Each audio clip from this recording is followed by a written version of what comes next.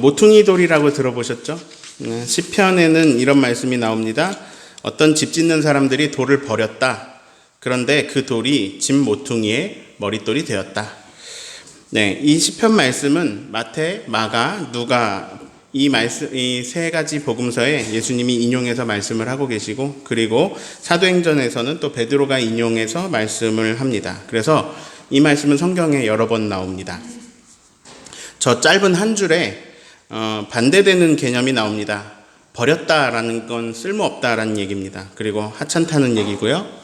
머릿돌이다라는 것은 최고로 중요하다라는 말입니다. 그래서 머릿돌이 영어로 캡스톤입니다. 제일 중요한, 그래서 쓸데없다, 중요하다, 이 반대되는 개념이죠. 쓸모없어서 버린 돌이 가장 중요한 역할을 하는 모퉁이의 머릿돌이 되었다라는 말씀입니다. 예전에 우리 교회는 땅을 찾고 주차장을 늘리면서, 이쪽에 이제 땅 찾았잖아요. 그리고 주차장 늘리면서 돌담 공사를 했습니다. 저는 그 현장을 지켜보았는데요. 이 돌담 쌓는 반장님이 돌은 안 쌓고 시간을 끌더라고요. 며칠 안에 끝내겠다고 했는데 같이 온 인부들도 막 정신없이 막 돌을 쌓아야 날짜 안에 진행이 될 것 같은데 다들 돌을 안 쌓고 가만히 있어요. 왜 그런가 했더니 이게 그냥 막 쌓으면 되는 게 아니더라고요. 포크레인 기사가 이렇게 돌을 골라내더라고요. 그 돌들의 공통점이 있었습니다. 크고 평평했습니다. 저 돌들이 맨 밑에 있어야 그 위에 다른 돌들이 쌓일 수 있는 거구나. 제가 사진을 한 장 보여드릴게요. 밑에 있는 돌들이 큰 게 보이시나요? 저 위쪽에 있는 돌들보다 밑에 있는 돌이 크죠? 네. 저 돌담의 수많은 돌들 중에서 제일 중요한 돌들은 맨 밑에 있습니다. 그 중에서도 제일 중요한 돌은 저 맨 끝에 모퉁이에 있는 돌입니다. 자, 이 돌이 굉장히 무겁잖아요. 근데 이 무거운 돌들이 계속 위로 쌓이는 거잖아요. 그러면 이제 모퉁이에 있는 돌은, 예를 들어 이쪽 이렇게 모퉁이에 있는 돌은 이쪽 면에 쌓이는 하중도 버티고 또 동시에 이쪽 면에 쌓이는 하중도 버텨야 됩니다. 그래서 제일 중요합니다. 이번에 전 세계에서 우리나라의 위상이 많이 높아졌습니다. 코로나19에 가장 대응을 잘한 나라라고 평가받고 있습니다. 그 중에 가장 큰 힘은 마스크 쓰기, 지금도 쓰고 계신데요. 그리고 손 씻기, 그리고 사회적 거리두기를 잘해낸 국민들에게 있습니다. 제가 영상을 하나 볼 건데요. 45초까지 함께 보겠습니다. 여기 코로나19 감염자 한 명 있습니다. 이 사람은 2명 혹은 3명을 감염시키죠. 그리고 이렇게 감염된 사람은 또 2명 혹은 3명을.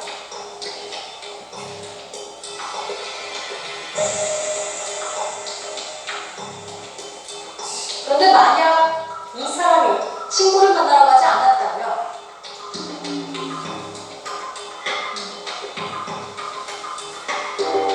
그리고 또 이 사람이 재택근무로 회사에 가지 않았다면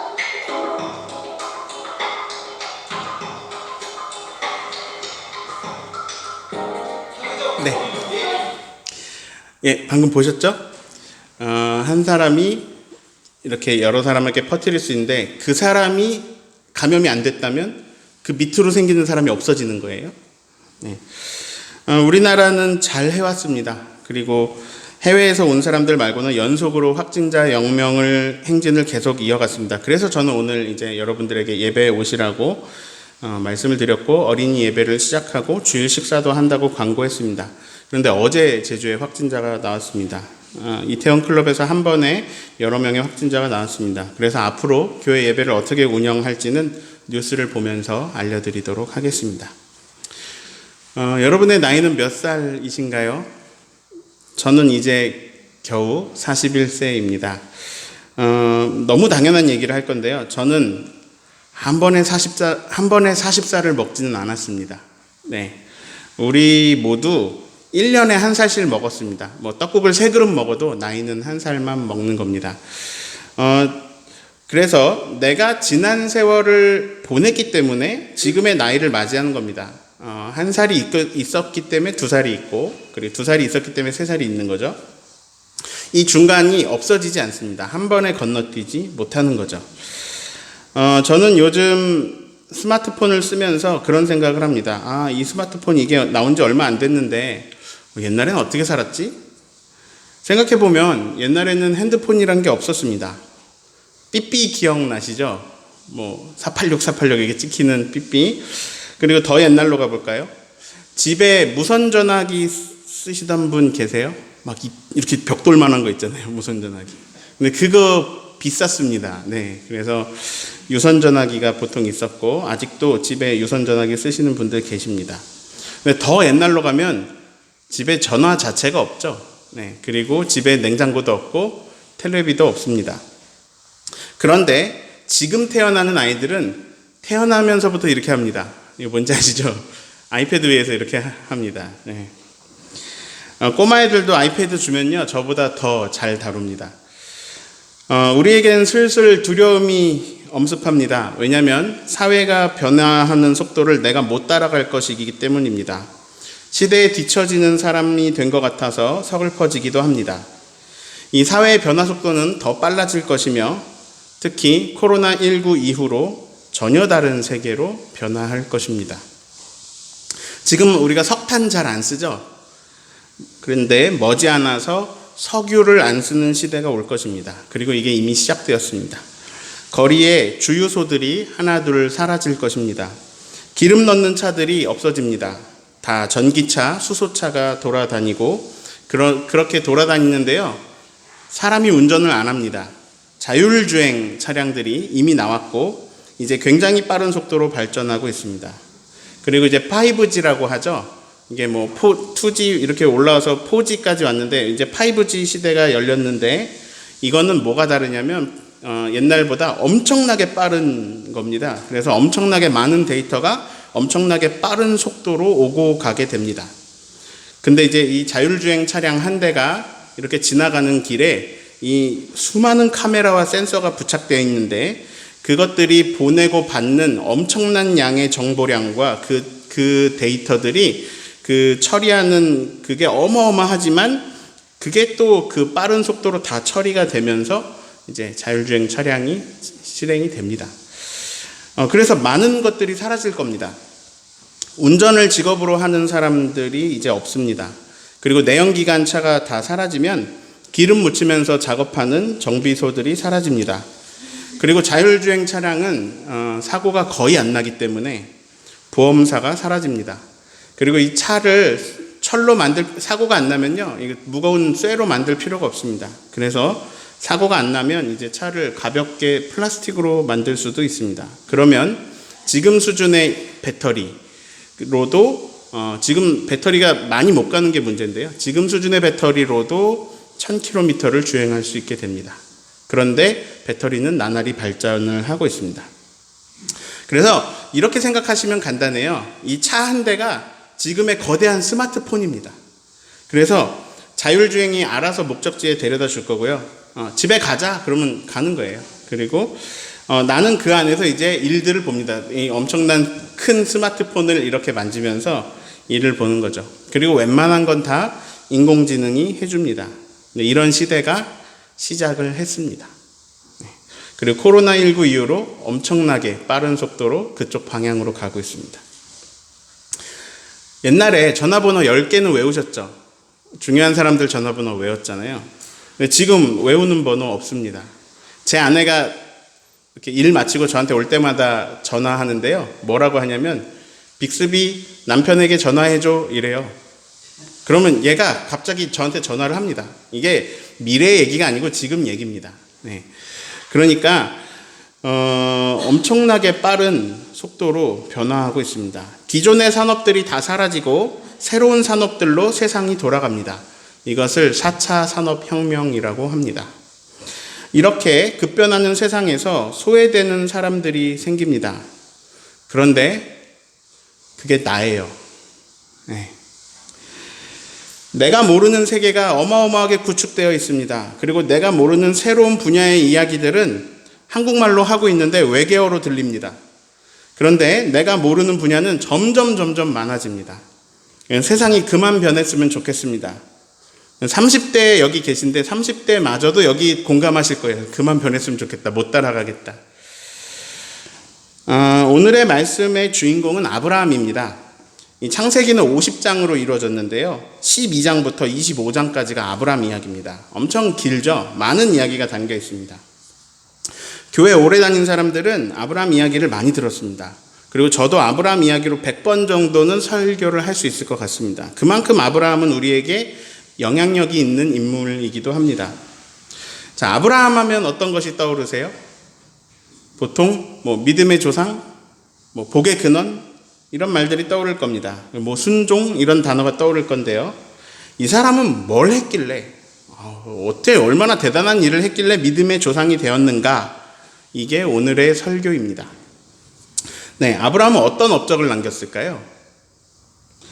우리는 아브라함을 위대한 사람으로 배웠습니다. 그런데 이 창세기 12장부터 아브라함에 대한 말씀이 나오는데 이 말씀을 천천히 묵상해 나가면 아마 놀라실 겁니다. 교회에서 배운 거랑 달라요.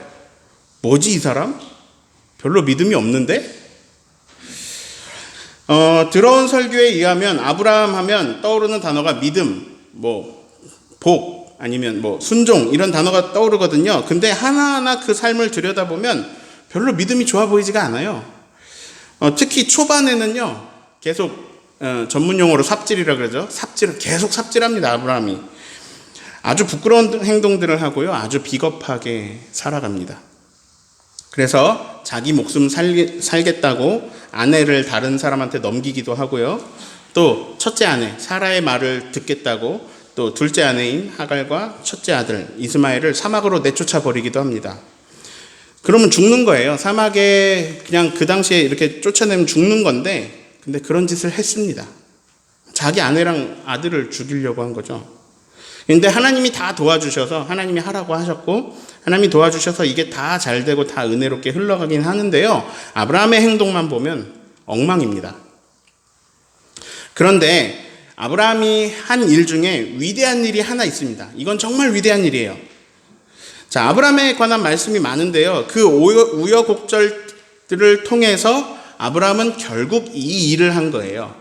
그 일이 오늘 읽은 마태복음 말씀에 나옵니다. 다시 오늘 말씀을 제가 읽어드릴게요. 아브라함이 이삭을 낳고, 이삭은 야곱을 낳고, 야곱은 유다와 그의 형제들을 낳고. 소명이라고 부릅니다. 하나님이 부르신 이유. 자, 제가 전하는 이야기 계속 들어보니까 늘 이렇죠? 하나님이 주인이시다. 그 주인의 뜻대로 살자. 이 얘기잖아요. 네, 주인의 뜻대로 사는 것을 소명을 따라 살아간다라고 말합니다. 그냥 나를 향하신 주인의 계획, 나를 통해 하실 일, 이것을 위해서 나의 삶을 드리는 것을 소명이라고 합니다. 자, 아브라함 얘기 많은데요, 아브라함이 한 건 딱 이거 하나예요. 아브라함이 이삭을 낳고. 이게 아브라함의 소명입니다. 아브라함이 175살을 살았는데요, 그 175년 동안 그가 이룬 하나님의 뜻은 딱 하나예요. 이삭을 낳아서 키운 것. 자, 성경 전체를 요약해 드릴 거예요. 하나님이 천지를 창조하셨는데 인간이 타락해요. 그리고 홍수로 벌을 받아요. 하나님이 새로운 시작을 해야겠다. 하나님이 새로운 시작을 원하세요. 하나님은 모든 인류를 구원하고 싶으세요. 그래서 그들에게, 모든 인류에게 하나님을 보여주고 드러낼 하나님의 백성, 하나님의 민족을 일으키시려고 해요. 선발대 같은 거예요. 모든 나라가 그 민족을 보고 하나님을 알게 되고 하나님의 백성이 되도록 먼저 하나님의 백성 될 그런 새로운 민족을 세우시려고 해요. 그 민족의 시작이 아브라함이에요. 하나님의 계획은 아브라함의 후손들로 하나님의 백성을 일으키는 거예요. 자, 그러면 아브라함에게 소명은 뭘까요? 아브라함에게 주어진 임무는 뭘까요? 후손을 낳는 거. 네, 아브라함의 소명은 이삭을 낳는 거예요. 이삭이 야곱을 낳아요. 야곱이 12아들을 낳아요. 그 12아들로 12지파가 생겨요. 그 후손들이 많아져서 이제 애굽에 가서 고센 땅에서 민족을 이뤄요. 그 민족의 이름이 이스라엘이 돼요. 네. 자, 그 후손에서 다윗이 나오고, 심지어 마태복음 오늘 말씀은 1장 1절에 아브람과 다윗의 자손 예수 그리스도의 계보라 이렇게 말씀하는데 이거 족보란 얘기예요. 예수님 족보입니다. 근데 그걸 뭐라고 설명하고 있냐면 아브라함의 자손입니다. 이렇게 말을 하고 있습니다. 예수님의 아브라함의 자손, 예수님의 계보 족보입니다. 근데 사실 따지고 보면 예수님은 아브라함의 자손이 아니에요. 왜냐하면 이렇게 쭉 가서 이제 마리아의 남편 요셉까지 나오는데 요셉의 피가 예수님하고 안 섞였거든요. 마리아가 처녀인데 성령으로 잉태해서 예수님이 낳았기 때문에 사실 이 집안의 피는 예수님에게 섞이진 않았지만 성경은 뭐라고 증언하냐면 예수님은 아브라함의 후손이다 이렇게 증언하고 있어요. 자, 그래서 요약해 볼게요. 구원사라고 부릅니다. 구원의 역사. 하나님이 구원사에서 하나님의 구원사가 쭉 이어지고 있는데 그래서 예수 그리스도께서 오시는데 그 하나님의 구원사에서 아브라함의 역할이 있었어요. 그게 뭐냐면 이삭을 낳는 것. 이삭을 낳고 키우는 것. 그게 소명이에요. 그 소명을 감당하기 위해서 갈대아 우르를 떠나고 하란을 떠나고 가나안 땅에 도착했다가 기근을 만나고 애굽에 다녀오고 연합국의 왕들하고 전쟁에서 롯을 구해오고 등등등등 여러 가지 일을 다 치르게 되는데 그 아브라함의 생애의 그 목적은 뭐냐? 이삭을 낳는 거예요. 아브라함이 처음엔 별로 믿음이 없었는데 이 여러 가지 일들을 치르면서 믿음이 생겨요. 믿음이 좋아져요. 그 믿음으로 순종의 사람이 돼요. 그래서 아브라함은 그렇게 믿음을 가지게 되고 이삭을 믿음으로 키워내게 돼요. 네. 그래서 결국 그가 이뤄낸 것이 뭐냐? 믿음의 아들 이삭을 기른 거예요. 자, 오늘 제가 3가지를 말씀드렸어요. 돌담 얘기했어요. 모퉁이 돌 얘기했어요. 네. 그리고 또 나이 먹는 얘기했어요. 그리고 코로나 감염자 이야기 했어요. 자, 이 이야기들의 공통점이 있어요. 이거를 그림으로 그려볼게요. 자, 제가 아까 코로나 그림처럼 이렇게 그림을 그려봤는데 아브라함이 이삭을 낳고 이삭이 야곱을 낳고 야곱이 12아들을 낳고 그들이 민족을 이뤄요. 근데 코로나 한 명 안 걸리면 싹 지워졌죠. 저기서 이삭을 만약에 아브라함이 안 낳았다면 어떻게 될까요? 그러면 하나님의 민족이 없는 거예요. 싹 지워지는 거예요. 중간에 끊기면, 자, 이게 아까 얘기한 것들의 공통점이에요. 중간에 끊기면 뒤에 연결이 없다. 자, 그래서 한 줄로 요약하면 이삭을 낳은 것이 구원사에 엄청난 역할을 했다라는 거예요. 자, 마찬가지입니다. 하나님의 구원사는 계속 이어지는데요. 지금도 이어지고 있습니다. 그런데 어떻게 이어지고 있느냐? 저와 여러분을 통해서 이루어지고 있습니다. 자, 그래서 하나님의 구원사는 계속 이렇게 쌓이고 있어요. 자, 그래서 우리 할아버지 할머니가 계셨고 우리 엄마 아빠가 계셨고 그 위에 또 내가 쌓인 겁니다. 근데 만약에 여기서 내가 없으면 연결고리가 끊어져서 그 뒤에가 없어요. 그래서 여러분이 자녀를 낳고 기른 것이 하나님의 역사에 큰 역할을 하고 있습니다. 네. 가장 큰, 여러분이 막 소명으로 살아야, 나는 하나님 뜻대로 살아야지, 나는 하나님의 소명대로 살아야지 라고 하는 것이 어마어마하게, 나는 어느 안 믿는 민족에 가서 거기서 복음을 전하다 순교할 거야. 그런 것도 중요하지만 정말 내가 하나님의 뜻대로 하나님의 소명대로 사는 건 뭐냐? 자녀를 낳고 잘 키우는 겁니다. 이게 여러분의 최고의 소명입니다. 이게 하나님의 역사를 이어가는 길입니다. 나는 어떤 사람이냐? 나는 전 세대에서 물려받아서 다음 세대로 물려주는 하나의 연결고리입니다. 나는 어떻게 이제 돌담 그림으로 보면요. 나는 염치가 없게 전 세대 분들이 쌓아놓은 거 위에 내가 쓰는 거예요. 염치 없게. 그래서 이제는 다음 세대를 내 위에 세우는 하나의 돌인 거예요.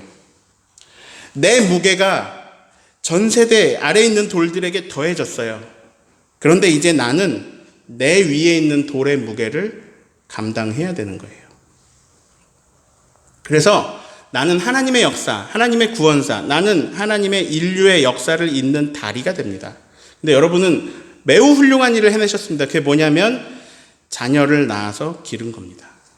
이것이 위대한 일입니다. 자, 한 가지만 더 묵상하겠습니다. 하나님은 사랑이십니다. 예수 잘 믿는 것은 사랑하면서 사는 겁니다. 예수 잘 믿는 게 뭐 대단한 게 아닙니다. 근데 이건 대단한 겁니다. 사랑하면서 사는 건 대단한 겁니다. 예수 잘 믿는 것은 사랑하면서 사는 것입니다. 그리고 사랑하는 방법을 우리는 예수님에게서 배울 수 있고, 특히 십자가가 바로 사랑하는 방법입니다. 나를 따르려거든 자기를 부인하고 자기 십자가를 지고 나를 따라오거라. 자, 십자가를 진다는 게 뭘까요? 진짜 나무 들고 막 다니는 게 아닙니다. 십자가를 진다는 건 사랑한다는 얘기입니다. 사랑하면서 사는 게 십자가를 지는 겁니다. 십자가는 어떤 거냐면, 십자가는 내가 죽고 다른 사람이 살아나는 게 십자가입니다. 그래서 내가 희생하고 내가 헌신하고 나의 도움으로 다른 존재가 살아나는 것이 십자가입니다. 이게 자기 십자가입니다. 인간의 사랑 중에서 하나님의 사랑을 가장 닮은 것을 찾아보면, 아무리 눈 씻고 찾아봐도 하나님의 사랑을 가장 닮은 인간의 사랑은 부모님의 사랑입니다. 내 자녀를 너무 사랑하게 됩니다. 그래서 내 자녀에게 끝없는 도움을 줍니다. 내가 희생하고 헌신해서 자녀가 살아납니다. 이게 십자가의 사랑이고, 이게 하나님의 사랑이 가장 닮은 모습입니다. 내 자녀를 사랑하는 것, 내 자녀를 사랑으로 잘 키우는 것, 그래서 내 도움으로 자녀가 살아나는 것이 바로 내 소명입니다.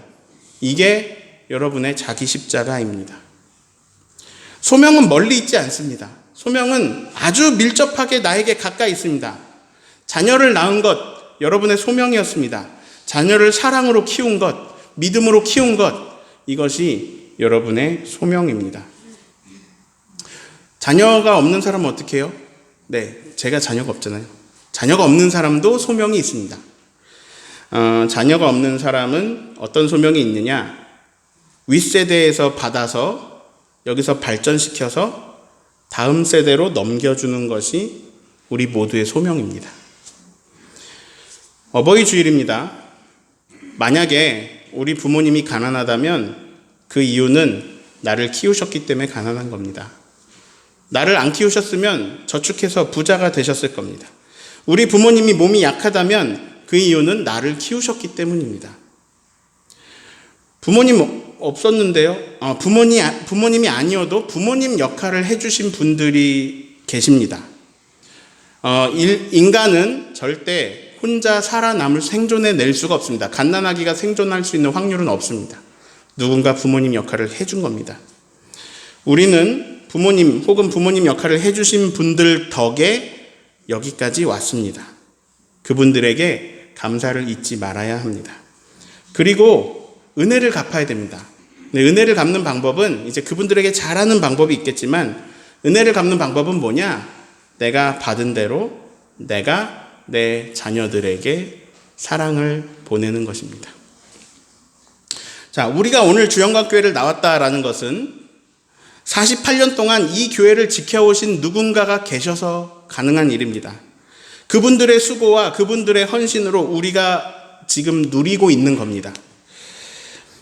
사랑은 언제나 그런 방법으로 흘러갑니다. 그래서 내 수고로 내가 서게 된 것이 아니라 다른 사람의 수고와 도움으로 내가 세워지는 겁니다. 그리고 이제는 내 수고로 다른 사람이 세워지는 겁니다. 이게 하나님의 사랑이 흘러가게 하는 에너지의 섭리입니다. 부모님의 수고로 내가 서게 되었습니다. 이제 내 수고로 다른 사람이 세워집니다. 내 자녀가 세워집니다. 내 수고로 세워진 내 자녀가 근데 거기서 날 무시하면 어떨까요? 무척 서운할 겁니다. 근데 우리가 부모님 무시하는 거 있죠. 자녀들이 나 무시하는 거 느껴지죠. 왜 그러냐면 위에 있는 돌이 밑에 있는 돌을 무시하는 거예요. 근데 그러면 안 됩니다. 왜냐하면 밑에 깔린 돌은 위에 쌓이는 돌보다 그보다 더 위에 있을 수가 없습니다. 네. 내 밑에 깔리느라고 나를 세워주느라고 나를 살려주느라고 밑에 깔린 거예요. 근데 그래서 내 밑에 깔리느라고 나보다 위에 있을 수 없게 된 분들에게 나보다 아래에 있다고 무시하면 안 되는 겁니다. 나보다 모르잖아. 뭘 한다고 그래. 이러면 안 되는 겁니다. 1차 산업에 충실했던 선배님들이 계시기에 2차 산업이 나왔고 2차 산업이 충실했던 선배님들이 계시기에 3차 산업이 나왔고 3차 산업에 우리가 충실했기 때문에 이제 4차 산업이 시작하고 있는 겁니다. 이 4차 산업을 열어가면서 1차 산업을 무시하면 안 되는 겁니다. 잘못된 겁니다. 뭐 원시 시대야? 왜 그래? 그럼 이렇게 하면 안 되는 겁니다. 그게 있었기에 지금이 나오는 거거든요. 그래서 이 4차 산업은 어떻게 해야 되냐? 4차 산업은 4차 산업에 할 일을 하고 1, 2, 3차 산업에 고마워하면서 이제 5차 산업을 열어갈 수 있는 밑거름이 되어야 합니다. 지금 우리가 누리는 것들은요, 지금 우리가 계속 받고 누리고 한 모든 것은 우리의 먼저 세대분들이 엄청나게 고생하셨기 때문입니다. 그래서 우리는 어른이라는 이유만으로 감사해야 되는 겁니다. 저는 평생을 원단을 팔면서 나라 경제에 이바지하신 우리 아버지가 자랑스럽습니다. 지금은 원단 장사가 돈이 안 돼요. 중국 원단이 너무 싸게 들어왔어요. 하지만 우리 아버지는 이 일을 통해서 한국 경제에 그리고 원단 시장의 발전에 의리와 디자인 발전에 크게 이바지하셨습니다. 전 자랑스럽습니다. 그렇게 우리 모두는 자랑스러운 존재입니다. 근데 만약에 여기서 아이를 낳으셨다면 그리고 아이를 낳고 기르셨다면 이 세상에서 가장 위대한 일을 해내신 영웅입니다. 저는 영웅이라는 단어를 쓰고 싶습니다. 여러분은 이 세상에서 가장 위대한 하나님의 소명을 감당하신 영웅입니다. 오늘 그 영웅들에게 박수를 보냅니다. 그리고 대표로 80대 어른들에게 카네이션을 드렸습니다.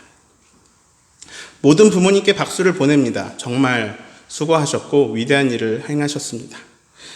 총정리합니다. 아브라함이 이삭을 낳았기에 이스라엘 민족이 세워졌습니다. 여러분은 알지 못할지 모르겠지만 우리가 인식하지 못하고 있을지라도 여러분을 통해서 놀라운 미래가 열리고 있습니다. 이거는 부인할 수 없는 사실입니다. 그리고 우리가 죽어도 그 찬란한 미래는 계속될 것입니다. 아브라함이 죽어도 아브라함의 후손이 지금도 이어지고 있습니다. 하나님은 계속 역사를 이루어 가실 것입니다. 여러분이 뿌린, 여러분이 해낸 위대한 일들을 통해서 하나님의 역사는, 하나님의 구원사는 계속될 것입니다. 부모님의 사랑을 받아서 자녀들에게 흘려보냈던 그 경험으로 하나님의 사랑을 받아서 다른 사람들에게 흘려보내는 모두가 되시기를 예수님의 이름으로 축원합니다. 함께 기도하겠습니다. 하나님,